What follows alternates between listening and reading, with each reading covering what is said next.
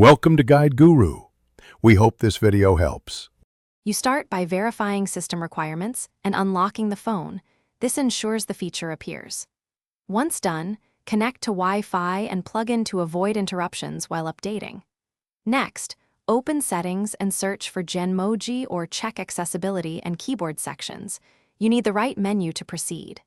Do this early so you can enable necessary permissions and biometric inputs without backtracking, because enabling Genmoji requires system-level access and sometimes an iCloud sync step.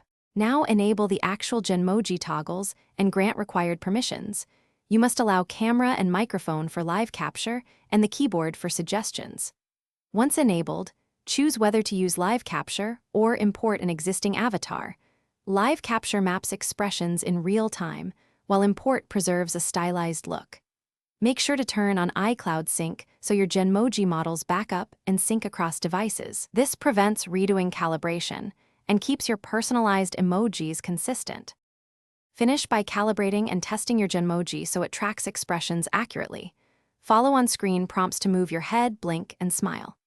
Once calibrated, open Messages or Mail and use the keyboard Genmoji button to insert a static or animated emoji. This confirms end-to-end operation.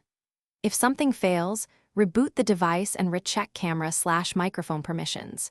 If necessary, reset the keyboard or reinstall the Genmoji component. That single troubleshooting step resolves most detection or permission glitches.